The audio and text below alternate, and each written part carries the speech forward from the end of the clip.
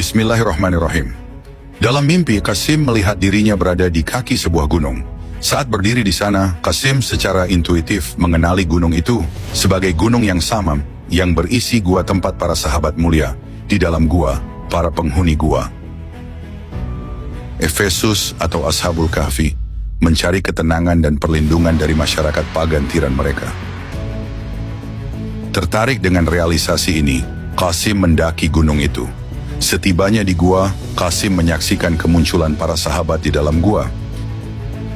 Mereka mengenakan jubah biru yang khas, sedikit lebih pendek dari jubah yang biasa dipakai saat ini, dengan panjangnya sekitar 6 inci lebih pendek, sopan di atas mata kaki.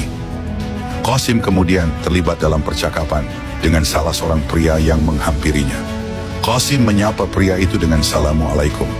Yang dijawab pria itu dengan baik, membalas Waalaikumsalam. Percakapan di antara mereka ditandai dengan kefasihan pria itu dan aura kesalehan yang mendalam mengelilinginya, yang membuat Qasim percaya bahwa pria ini adalah amir atau pemimpin dari dua kelompok tersebut. Penasaran dengan keberadaan kolektif mereka, Qasim mengajukan pertanyaan kepada sahabat itu, menanyakan jumlah mereka dan makna yang dikaitkan oleh banyak orang kepada mereka. Sebagai tanggapan, pria itu menyampaikan bahwa mereka adalah sekelompok 11 orang, dengan anjing setia mereka yang menjadi anggota ke-12. 11 sahabat ini dibagi menjadi dua kelompok. Qasim tidak ingat jumlah pasti antara kedua kelompok itu, tetapi salah satu kelompoknya terdiri dari 6 dan 5, atau satu kelompok terdiri dari 7 dan 4 sahabat, dan anjing mereka adalah sahabat ke-12. Orang percaya bahwa pilihan terakhir dengan 7 dan 4 dan anjing sebagai sahabat ke-12 adalah yang lebih otentik, dan mengenai hal ini Allah Subhanahu wa Ta'ala lebih mengetahui. Juga diperlihatkan kepada Qasim bahwa setiap penyusup yang mencoba memasuki gua akan segera mundur karena diliputi rasa takut. Para penyusup akan mengalami kilatan petir yang intens, disertai dengan apa yang ditafsirkan Qasim sebagai sengatan listrik, sengatan statis lebih tepatnya, menyebabkan para penyusup tersentak dan dengan cepat melarikan diri karena diliputi rasa takut. Menurut Qasim, rasa takut yang dialami oleh para penyusup itu disebabkan oleh sengatan listrik dari fenomena listrik ini, ditambah dengan kilatan petir. Saat ini, umat manusia memiliki pemahaman umum tentang fenomena alam, seperti petir di langit selama hujan badai. Namun, perasaan yang berbeda ketika tersambar petir hanya diketahui oleh mereka yang telah mengalaminya.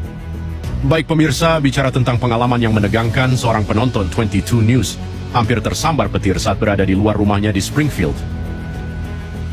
Aku bisa merasakan seperti listrik statis mulai menumpuk, seperti saat rambutmu berdiri, dan kemudian menjadi sangat intens, dan kemudian segera, setelah dalam waktu 2 detik, petir itu bisa menyakiti dentuman keras, dan aku melihat kilatan putih. Mengenai bagaimana kilatan petir itu dimulai, Allah Subhanahu wa Ta'ala lebih mengetahui. Ini tidak diperlihatkan secara detail, tetapi mungkin kontak mereka yang tidak disengaja dengan dinding gua dapat menyebabkan sengatan statis dan memicu kilatan cahaya singkat. Bagi Qasim, tampak seolah-olah para penyusup telah mengalami sengatan listrik, menyebabkan mereka tersentak dengan cepat. Menghadapi bahaya yang akan datang, reaksi mereka adalah melarikan diri, didorong oleh keyakinan naluriah bahwa jika mereka tidak melarikan diri, mereka akan mati. Guntur bergemuruh menyertai sambaran petir, semakin memperkuat pemandangan itu, membangkitkan rasa kagum dan takut. Setelah menyelidiki kisah Al-Quran tentang para sahabat di dalam gua, sebagaimana disebutkan dalam surat Al-Kahfi, kita menemukan sebuah narasi yang menarik yang menjelaskan sifat tidur mereka dan peristiwa yang mengelilingi mereka. Allah Subhanahu wa Ta'ala menggambarkan bagaimana telinga para penghuni gua itu tertutup, membuat mereka tidak menyadari suara apapun selama tidur mereka di dalam gua. Selain itu, Allah Subhanahu wa Ta'ala mengungkapkan bahwa jika seseorang bertemu dengan mereka selama keadaan tidak aktif mereka, orang itu akan dipenuhi dengan rasa takut dan melarikan diri dari hadapan mereka. Para ulama telah menawarkan berbagai interpretasi untuk menjelaskan alasan di balik ketakutan ini. Beberapa berpendapat bahwa penampilan para individu itu menginspirasi dan keraguan dari Allah Subhanahu wa Ta'ala akan menimbulkan rasa takut dan kegelisahan. Yang lain mengusulkan bahwa perawakan mereka yang mengesankan atau mata mereka yang tampak terbuka, seolah-olah mereka sedang bangun dan siap untuk berbicara, bisa menjadi penyebab ketakutan. Meskipun demikian, setiap ulama menyajikan perspektif mereka sendiri, namun dalam mimpi Qasim, Interpretasi lain terungkap, selaras dengan penyebutan Allah Subhanahu wa Ta'ala tentang telinga yang tertutup dan para penyusup yang dipenuhi dengan rasa takut. Mimpi Qasim menggambarkan para penyusup yang ketakutan dan melarikan diri ketika mencoba memasuki gua, seperti yang disebutkan Allah Subhanahu wa Ta'ala dalam Al-Quran. Alasan yang ditunjukkan dalam mimpi Qasim adalah karena kilatan petir. Area tempat para sahabat tidur diduga tidak terlalu jauh dari pintu masuk. Ini akan menunjukkan bahwa siapapun yang mencoba memasuki gua juga akan melihat para penghuni gua di dalam.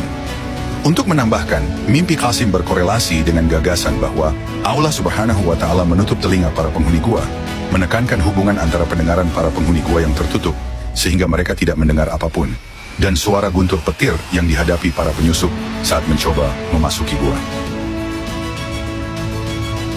Lebih lanjut, Al-Quran mengajukan misteri tentang jumlah pasti para sahabat dan anjing mereka di dalam gua. Namun juga disebutkan bahwa jumlah pasti para penghuni gua itu diketahui oleh beberapa orang yang mengetahui pengetahuan ini. Jadi muncul pertanyaan yang menarik, mungkinkah orang yang Allah beri petunjuk yang saya yakini adalah Muhammad Qasim termasuk di antara segelintir orang yang memiliki pengetahuan tentang jumlah pasti para penghuni gua. Dalam narasi Al-Quran, Allah Subhanahu wa Ta'ala memperingatkan untuk terlibat dalam perdebatan atau spekulasi yang sia-sia, kecuali pada hal-hal yang jelas dan nyata, dan masalah ini diperlihatkan kepada Qasim sejelas siang bolong, dan sekarang Anda juga memiliki pengetahuan ini, dan seperti biasa Allah Subhanahu wa Ta'ala lebih mengetahui.